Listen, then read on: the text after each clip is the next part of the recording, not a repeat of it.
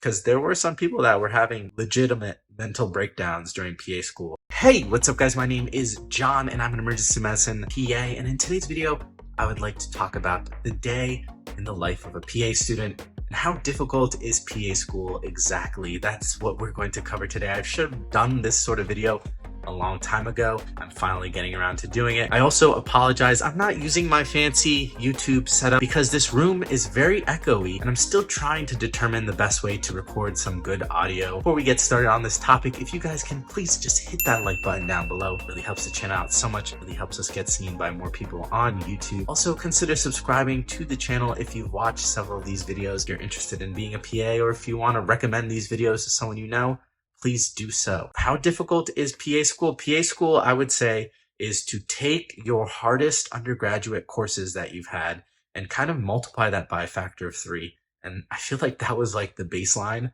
for any one particular PA school course. Things like clinical medicine, things like anatomy, physiology were definitely more difficult. Then they also did have some easier courses. Most of the courses, the big ones, clinical medicine, were 3 credits or 4.5 credits.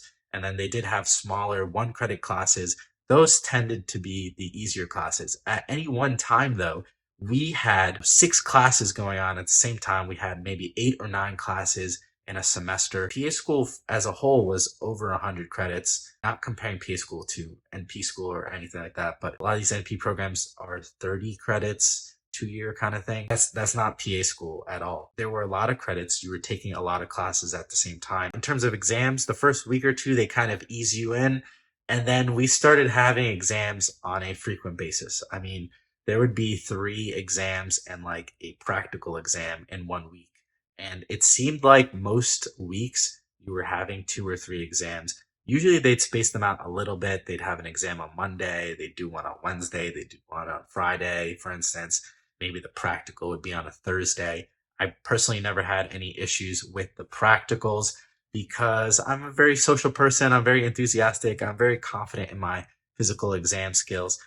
So I had no issue with the practical components at all. But if you're not good at practical stuff, that's an area that you have to practice. You might have some concerns about that. The exams, most of our exams other than finals, they tended to have them be 60 minutes and 60 questions. The reason they did that is because the PANCE, which you need to take your board exam, your national board exam, your PANCE is broken up into 60 question blocks and they give you 1 hour for it. Exam days tended to be long days, especially if you were staying up late at night the night before to study. In undergrad, I personally could attend class every day. That was my first secret weapon.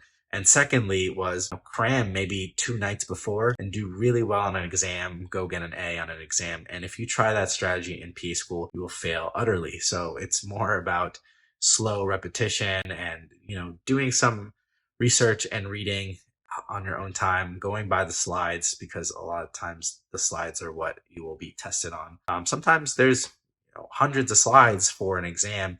You have to kind of figure out what is the important information, what's pertinent.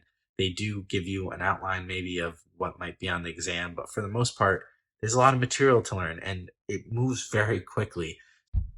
My PA program shared a schedule with all of us via Google Calendar, so it was very easy to kind of see your whole weekly planning and monthly planning ahead of time. And classes were restricted basically from Monday to Friday. Friday would usually be more of a shorter day. Friday would also usually have a lot of exams in the morning. We tend to have exams right in the morning unless it was a practical. They would usually do practical exams more so in the afternoon after classes. Class would usually start about 8 or 9 a.m. and we would go up until noon or maybe even 1 p.m. Then they would give us half an hour, possibly even an hour off for lunch. Some people would spend their lunch eating. Some people would go off campus and get food. I tended to just go down to the cafeteria and grab something to eat and chat with my classmates. Other people would use that time to study. There was usually a short break and then we'd get back into class. Class would usually go up until sometimes 3 o'clock, 4 o'clock, 5 o'clock. It really depended on the day. We didn't really have classes longer than 5 o'clock, but there were some times when we'd have a guest lecture. They could only show up at like 6. And, so it is what it is. After PA school, people would then venture off, go work out, go have dinner, go straight to the library to study and cram. If you want to go unwind, I mean, your afternoon was usually up to you. The ideal PA student, I feel like, is going to go study an hour or 2 hours, sometimes more. I think it's a lot easier to study slow amounts of time over throughout the day rather than trying to cram for exams, because if you try to cram for your PA school exams, you're going to have a hard time. Our didactic year was split into 3 semesters, and a lot of those weekends, you would wind up at least studying for a couple hours. The responsible thing to do on the weekend, and then especially if you had exams coming up that Monday, that Tuesday, you were definitely studying. I mean, I can tell you guys for a fact, for exams, for finals, as they were coming up on a weekend, you would find me at Starbucks or at Panera Bread, with or without friends, classmates, and we'd study 6 hours, 8 hours, 10 hours. I would use the Pomodoro technique, which is study for 25 minutes, then take a 5-minute break, then hit the books again. There was some intense studying going on for PA school. And I'm not saying that this is a baseline for everybody, but some people definitely need more time with the material than others. I didn't really get into a good studying groove until my second or third semester. I could tell you for a fact that the first semester, there was definitely a learning curve. It is a tough program. It is very rewarding once you complete PA school. I'm not talking about PA school difficulty in terms of against medical school or against nurse practitioner school. I'm just saying that overall it's difficult and it's not a good time, but it is what you make out of it, right? After going through PA school, I realized how laid back and chill I was compared to a lot of other type A personalities in PA school. People that would get super duper stressed over every single point, over every single question. Because I was always like the guy that's like, don't worry, it'll be fine. We all studied, everyone will do well. Because there were some people that were having legitimate mental breakdowns during PA school. Do your best. And if you did your best and you studied and you prepared and you got a good grade, it doesn't have to be an A, but if you got a good grade, then I'm kind of like, that's great. And if I learned from things that I got wrong, from my mistakes,